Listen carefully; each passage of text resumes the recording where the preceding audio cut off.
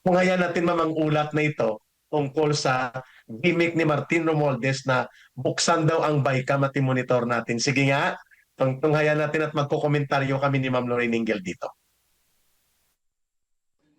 Suportado ng mga mambabatas ang mungkahing isa publiko ang BICAM deliberations, isang mahalagang bahagi ng pambansang budget process kung saan pinagtutugma ang mga bersyon ng House at Senado. Ito ay kasunod ng pag-aproba ng economic team ng administrasyon sa 6.793 trilyong pisong panukalang national budget para sa 2026, mas mataas ng 7.4% kumpara sa kasalukuyang 6.326 trilyong pisong pondo ngayong 2025. Ayon sa Department of Budget and Management, ito ay bahagi lamang ng 10.101 trilyong pisong worth ng budget proposals mula sa iba't ibang ahensya ng gobyerno. Sa pahayag ni Senate Secretary Rene Bantug Jr., iginit niyang matagal nang bukas ang Senado sa media coverage ng BICAM deliberations at bukas sila sa mga mungkahing makapagpapalawak pa ng public access at pag-unawa sa proseso ng pambansang paggasta. Ayon kay Senator-elect Panfilo Lacson, matagal na niyang isinusulong na maging mandatory ang transparency sa BICAM deliberations. Isa umano ito sa kanyang 10 prioridad na panukalang batas. Simula Hunyo 30, umaasa rin siyang magkakaroon ito ng counterpart bill sa Kamara. Nagpahayag rin ng suporta si Senadora Amy Marcos kasabay ng panawagan na ibahagi sa lahat ng miyembro ng BICAM ang final amendment sa budget bago ito formal na iratipika. Isang proseso na umano'y hindi nasusunod doong nakaraang taon. Ayon kay Budget Secretary Amina Pangandaman, target nilang isumite sa Kongreso ang 2026 National Expenditure Program 2 linggo matapos ang State of the Nation Address ni Pangulong Ferdinand Marcos Jr. sa Hulyo 28. Alinsunod sa saligang batas, ang pambansang budget ay kailangang maisumite sa loob ng 30 araw matapos ang SONA. Sa panawagan para sa transparency, umaasa ang mga mambabatas na mas magiging bukas at accountable ang budget process na siyang inaasahan ng taong bayan. Yun, ma'am, magandang pag-usapan natin ito kasi sa nangyaring General Appropriations Act of 2025, your term is yan ang pinakakurakot na budget na naganap sa isaya ng Pilipinas. And nobody argues against that, Ma'am Lorraine. Everybody agrees. Kaya ang tawag ko nga dyan, ma'am, sa personal kong katawagan, na General Appropriations na pinirmahan ni Marcos na budget for 2025, sindikato budget yon, istapa budget. Ang iniistapa nila taong bayan. Pag sinabing istapa po, ay ninanakawan mo ang taong bayan, niloloko mo na, ninanakawan mo pa. Ma'am, nag-gimmick dito si Martin Romualdez. Sabi niya, gusto ko yan. Gusto ko ang BICAM conference ng Kongreso at ng Senado bago i-submit ang final version ng budget ay makita ng taong bayan. Tayan nyo kasi pera nyo yan. Sinukla sa ni Bing Guanzon. Sabi ni former Commissioner Bing Guanzon, ikaw ang dapat bantayan, hindi ang BICAM. Kasi ultimately, ikaw ang pasimuno ng mga nangyayaring kalokohan sa budget. Ma'am Lorraine, your reaction. What's really particularly startling about Martin Romualdez is how he thinks that the Filipino people are stupid. Paulit-ulit yung panloloko niya. Minus 49 ka nga sa trust rating. So I think that he ignores yung implications ng minus 49, or he ignores yung speaker's curse, 'di ba? Na walang speaker na nanalo na president, and in his mind he's going to say, I'm going to be the first one, 'di ba? And he'll just keep on forging on. The pathology of this man is his overriding ambition. Talagang naked, very naked ambition, shameless ambition, and he has no integrity at all. No? So bakit minus 49? Bakit that minus 49 is unprecedented, no? Yung trust rating sa kanya. Walang naniniwala sa kanya. So yan, tama yung sinabi ni Bing, sino naniniwala sa iyo, 'di ba? Kausapin mo yung kamay mo, 'di ba? Talk to your hand. Tapos ikaw babantayan namin, 'di ba? Yeah. Kasi punto ni Commissioner Bing Guanzon, ma'am, kahit anong pang-gimmick sa BICAM, ultimately, ang maniobra kay Martin Romualdez. Correct. Kung hindi papayag si Chis Escudero bilang Senate President, hindi rin makakalusot yan. So nagkaroon ng term nga, ma'am, there is collusion, there is complicity, there is connivance. May sabwatan. Kung kaya, nag-react ang lahat, no? Hindi nga nila ini-expect mga kababayan na ibubulgar ito ni Congressman Ungab, ibubulgar ni Pangulong Duterte.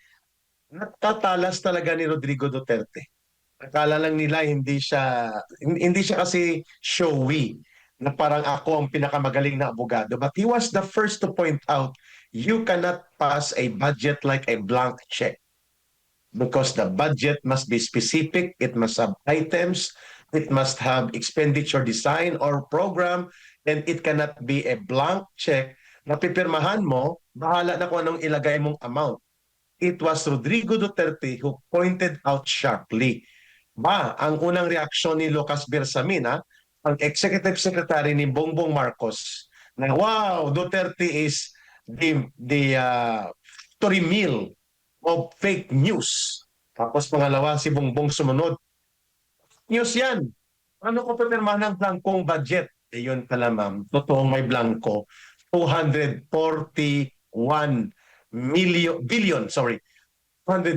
billion ang congressional insertion. Pero kulang pa pala ma'am. Kasi nang ibinunyag ni Congressman Toby Chanco, 470 billion ang dinaya ng BICAM na ipalusot sa iba't ibang agency which are essentially, technically, or barrel nila. Rodrigo Duterte was not inventing something. He was pointing at sharply kung anong totoo at nangyari, Ma'am Ray. Anong sabi ni Lucas Bersamin ngayon? Talagang alam mo, Wala. Pamimi. si PRRD kasi, he has really the moral ascendancy na sapaking kanya sa mukha pagdating sa ganyan, no? Kasi hindi siya nagnakaw. Hindi siya nagnakaw sa Pilipino, and he finds it talagang galling, talagang unbearable ang corruption. It really, ano talaga. So, hindi mo siya mapapatahimik sa ganyan. And he has, again, the moral ascendancy na sabihin yan. Hindi katulad ng mga magnanakaw, shut up, di ba? But PRR can speak, no? Because hindi nga siya nagnakaw. Something that Lucas Bersamin, he should just shut up, no? And Correct. the interesting thing about the Marcos administration is how it has really unmasked. There's plenty of tragedies going on kasi natanggal niya yung mga maskara that people that you thought you could respect, wala pala. Yeah. Talagang for sale.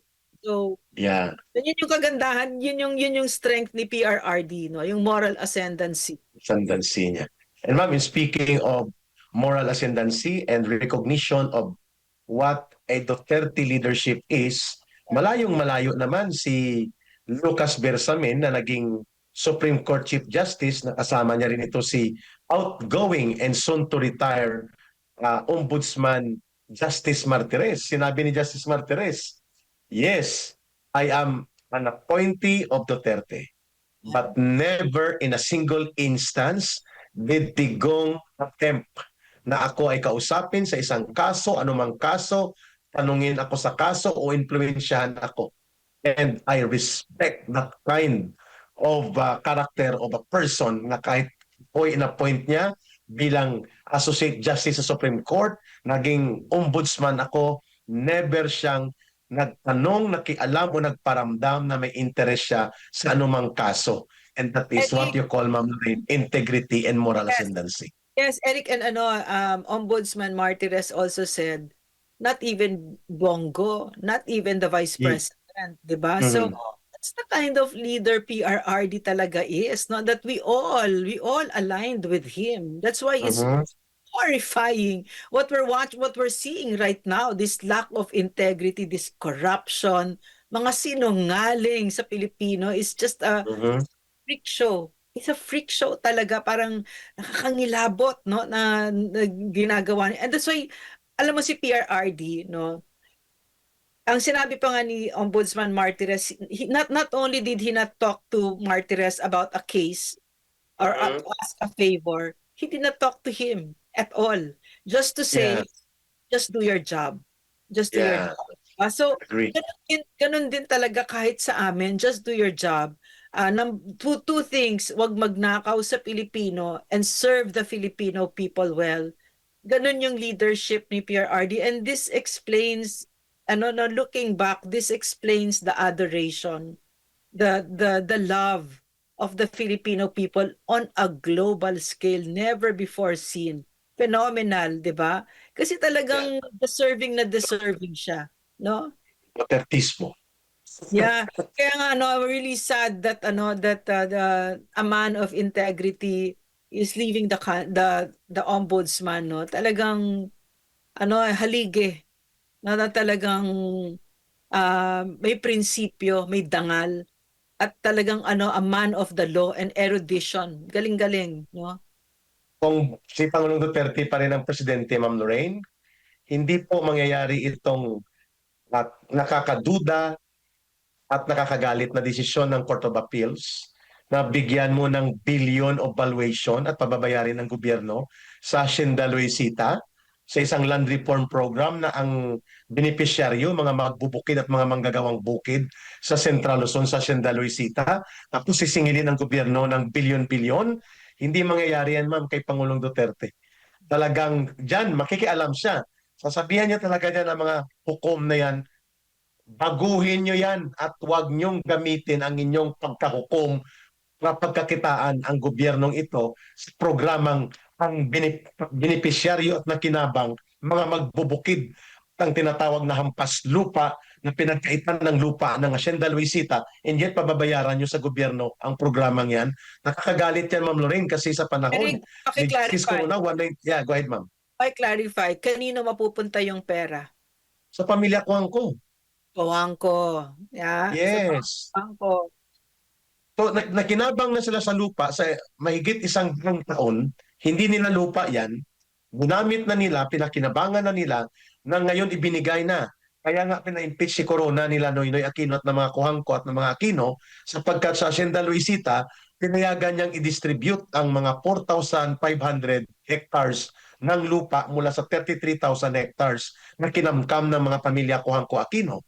Ngayon, nababayaran sa gobyerno. Ngayon, tahimik si Marcos na magbayad tayo, ma'am, ng ilang bilyon, 200 billion pesos mahigit dito sa Hacienda Luisita na ang programang land reform ay ang benepisyaryo, mga magsasaka, and then i-recompensate natin ang pamilya Kuhangko na hindi naman nila lupa yan actually in the first place. Sa panahon ni Rodrigo Duterte, I'm sure, Ma'am Lorraine, correct me if I'm wrong, hindi niya papayagan na gawin yan. Na paluluwalin mo ang gobyerno ng bilyon-bilyon dahil nagpatupad ng land reform tapos babayaran ang mga Panginoong may lupang nangangamkam ng lupa at hindi man lang nagpatulo ng pawis at dugo para mabuhay sa lupa. Tapos gobyerno, pababayarin mo para sa kanila. Alam mo, Terrible. kayong amount is unprecedented. Talagang Yes. cannot quote it right now. Hindi ko alam yung how much. Basta billions, di ba? Sobrang Billions. so much more than what was expected, no? So sa madaling salita, kung ano yung hindi nagawa ni CJ Corona that he really wanted, no, yung justice, nagawa nitong court na ito, no? Binawi niya. Yes, yeah, correct. Grabe. Nakakalungkot yan, Ma'am Lorraine. Yeah. Ang sabi ni ang sabi ni Ambassador Tiglao, ang worrisome diyan, siya, yung amount of money na yon can affect yung politics. It will affect kasi parang pinalakas mo na naman. Pinalakas mo na naman itong mga dilaw, 'di ba? You're Yeah, giving correct. them the treasury kasi grabe yung yung 2028, no, we're going towards that, and you have that vast amounts of money, 'di ba? So there will be a power imbalance that can really affect the political landscape of the country. Ganyan ang Yeah. implications niyan, no? And we're talking about almost 300 billion. Oh my God. Almost 300 billion daw. Ang from 197 million magiging almost 300 billion na ang valuation ng lupain na ibabayad sa kanila ng gobyerno. Although contestable ito, mga kababayan, akyat pa ito sa Korte Suprema, dapat, ma'am, ang akyat nito Solicitor General, Solgen. Pero kung ang Solgen tuta din ng mga siyendero, what will you expect, no? Ma'am Lorraine? Pero tama po si Ambassador Bubi Tiglao.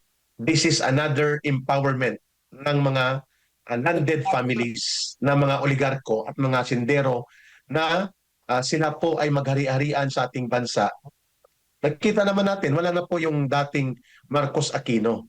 Magkakasabwat na po sila ngayon. Marcos, Aquino, Kuhangko. sa ilalim ni Bongbong Marcos, magkakasama na po sila ng mga Romualdez sa pagtamkam ng kayamanan ng bayan at paglulustay sa kaban ng bayan. And Kaya not, tayo pumupuna. and not only that, yung paglulustay, etc., etc., yung minention mo, kung hindi, disempower ng Pilipino. No, kasi yung sinasabi natin na, na keep mentioning this Leviathan, no, yung estado na makapangyarihan. Sino ba yung mga nandyan? Mga naghaharing uri, 'di ba? Yung mga mayayaman Mhm. dyan, tapos bibigyan mo ng ganyang kadaming pera, 'di ba? So, and then yung pag nandiyan na sila sa poder, hindi nila mapigilan yung sarili nila, yung pagkaabusado nila na ang aapakan nila yung mga maliliit, no? Kaya Tama. nga kailangan para sa isang bansa ay na maging malakas, no? Kailangan ang ordinaryong mga mamamayan ay magsanib puwersa at hindi tayo Agree. dapat pumayag at dapat mas malakas tayo kesa sa kanila. Kasi nga ang Mhm. estado very powerful. So para sa isang kasi dito no sa Japan, yung minister ng agriculture, nag-joke lang siya, nagloko lang siya, he made a joke na pero mali yung timing niya kasi mataas ang presyo ng bigas sa Japan, no? Mhm.